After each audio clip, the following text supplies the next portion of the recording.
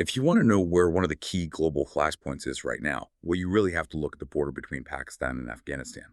Welcome to the deep dive. Today, we're jumping straight into the international fallout from those October 2025 clashes along that incredibly volatile frontier. This conflict, it really centers on Pakistan's big campaign against the Tehrik-i Taliban, Pakistan, the PTP, and also that long disputed Durand Line. It's actually become the most serious fighting we've seen since the Taliban retook Kabul back in 2021. So our mission today, using the sources you provided, is pretty straightforward. Map out the regional chessboard. We need to get a handle on how global powers, Beijing, Washington, others, are actually reacting to this crisis, and crucially, why. What are their strategic aims here? It is an incredibly high-stakes situation, absolutely. And the root of the conflict, it's almost ancient, isn't it? It's tied up in that colonial geography. We're talking, of course, about the 1,640-mile Durand Line, that boundary the British drew back in 1893. And critically, no Afghan government ever has recognized it. So you have that historical grievance now slamming right into immediate violent clashes. As of mid-October, like you said, there's this very fragile 48-hour ceasefire in place. But that only happened after some really intense fighting. Pakistan launched airstrikes between October 9th and 12th, and then we saw these documented Taliban ground assaults. Right. And maybe we should clarify for listeners, there are sort of two Talibans involved here, in a way. You've got the ruling government in Kabul, the Afghan Taliban, and then the TTP, the group Pakistan is fighting. Why is that link, that ideological connection but political separation, such a flashpoint? That's absolutely the critical distinction. The TTP, they're Pakistan's internal security nightmare, essentially.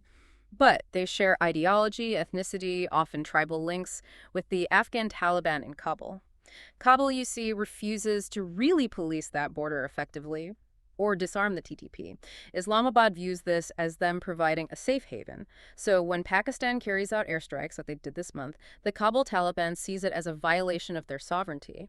Across a border they don't even recognize in the first place. It's less ideology, more about statehood, territory, legitimacy. Okay, got it. So let's start unpacking the wider implications. First stop, Pakistan's closest ally, China, the all-weather friend.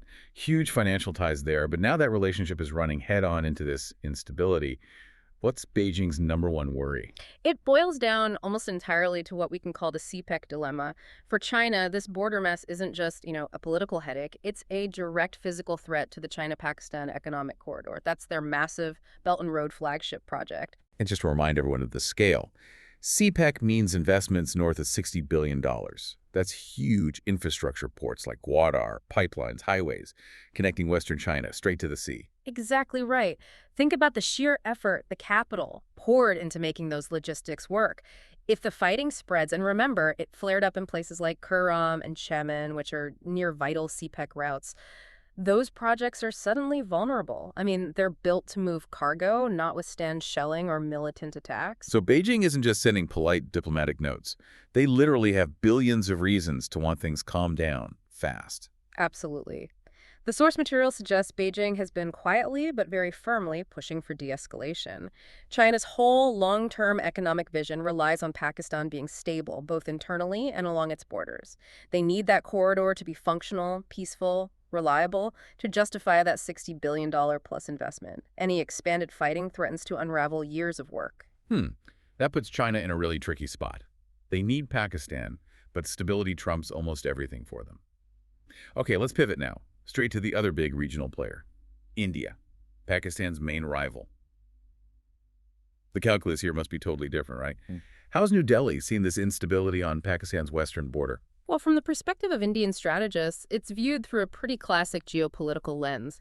Any significant problem on Pakistan's western border is seen as, strategically beneficial for India.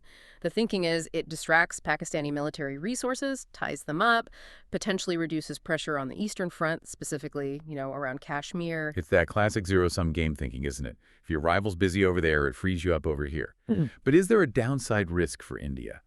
Serious instability in Afghanistan rarely stays neatly contained. That's the potential long-term risk, yes. Major chaos can definitely spill over.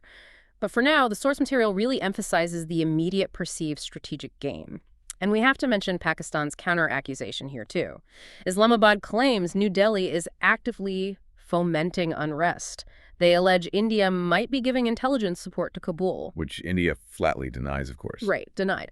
But whether it's true or not, the perception matters. The feeling is that India sees an advantage in Pakistan being bogged down. They're watching very closely, but any involvement seems likely to be covert, intelligence-based, not direct military aid. Okay, let's widen the lens beyond the immediate neighborhood. The global powers, Yeah.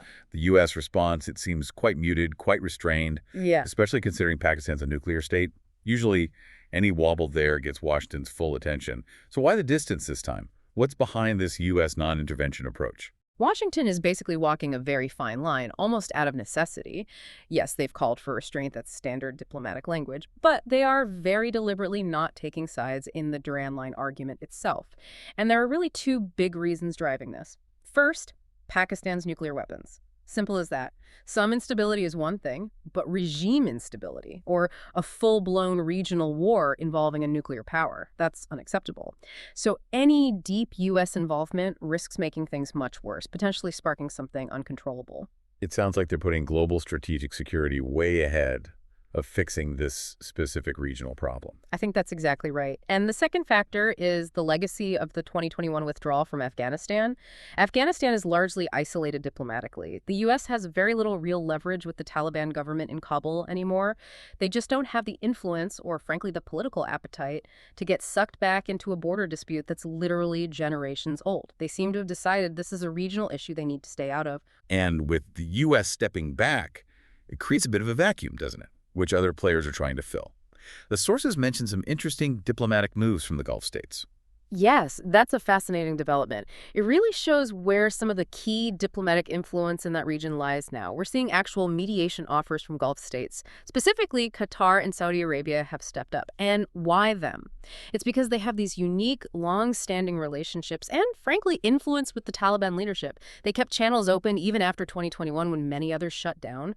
Qatar, especially, hosted Taliban officials for years. They have the sort of religious credibility, financial weight, and political connections needed to be seen as honest brokers by both Islamabad and Kabul.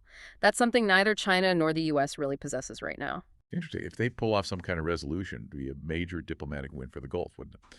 Cementing their role as global mediators. Okay, let's bring it back to the ground, to the military situation that led to this uneasy ceasefire. We heard reports early on about Pakistani setbacks, about Taliban fighters doing well. Let's revisit that military asymmetry you touched on, Pakistan's modern Air Force versus Afghan guerrilla skills. That asymmetry is precisely why this is so volatile. On paper, sure, Pakistan has the clear conventional edge. F-16s, combat drones, tanks, a huge army. But the Taliban, they have intimate knowledge of that incredibly difficult mountain terrain. They have decades of experience fighting a superpower using guerrilla tactics. And crucially, they have this huge psychological advantage to their veterans, hardened by that 20-year insurgency against NATO. Their morale seems high. The sources we looked at specifically mention reports around mid-October suggesting Taliban fighters actually overran some Pakistani border outposts, particularly in the Kurram and Shaman areas. Now, whether they held those positions long-term or if Pakistani forces pushed back later, it almost doesn't matter as much as the psychological impact. Imagine the effect on Pakistani soldiers' morale fighting groups who often share ethnicity, even tribal links, with people on their own side of the border. The Taliban are masters at exploiting that narrative, portraying this as defending Pashtun rights against an illegitimate colonial line. That mix of psychological pressure and knowing the ground, that's a potent combination. Yeah. It does raise the question, though, about ultimate goals. Could Afghanistan actually try to achieve its sort of maximalist dream, try to seize Pashtun areas in Pakistan, maybe even Khyber Pakhtunkhwa? Is that kind of outright conquest remotely feasible? No, I think we can say pretty definitively no. That idea might resonate emotionally with some Pashtun nationalists, but militarily, it's just not plausible. Afghanistan simply doesn't have a functioning air force or heavy artillery or the logistics to mount and sustain a large-scale invasion. And Pakistan, despite all its internal political issues, possesses nuclear weapons and a large, sophisticated conventional military. Any major offensive from Afghanistan would trigger an absolutely overwhelming response. Okay, so if outright annexation is off the table, what does the conflict look like long-term? What's the most probable scenario? The analysis points strongly towards a prolonged gray zone conflict. This seems to be the strategic sweet spot for the Kabul Taliban. What that means is they likely continue to covertly support TTP operations inside Pakistan, maybe providing safe haven, perhaps some arms, intelligence, enough to keep Islamabad feeling the pressure, financially strained, militarily distracted. It avoids a full-scale war, which, as we said, Afghanistan would certainly lose, but it allows them to inflict this kind of steady, low-level pain on Pakistan. It's this exhausting pattern. Cross-border raids, Pakistani drone strikes in response, maybe brief ceasefires that fall apart. That kind of simmering conflict could easily drag on for months, even years. That sounds depressingly realistic. But are there any paths out of that? What about more hopeful negotiated options mentioned in the sources? Well, apart from that grim scenario of a long, low-intensity war, the main alternative revolves around external pressure, specifically economic leverage. And that points back to China. The idea is a negotiated settlement under Chinese mediation. Beijing has that unique mix, massive economic influence via CPEC, and a powerful self-interest in regional stability. They could potentially use that leverage to broker some kind of formal demilitarization agreement along the Durand Line. It would be a huge diplomatic achievement for them. And there is a precedent look at how China successfully mediated the deal between Saudi Arabia and Iran back in 2023. It shows they can step into these really complex, long-standing rivalries. Right. Which brings us back neatly to the core paradox here, doesn't it? Taliban run Afghanistan. Ideologically driven, tough fighters, but economically shattered and conventionally weak Pakistan. Militarily strong, nuclear armed, but politically fragile and constantly battling internal security costs. It's a perfect storm for stalemate, really. And that's why the Durand Line continues to be this bleeding wound. Real peace seems to require moving beyond just fighting. It needs tackling those interconnected problems head on.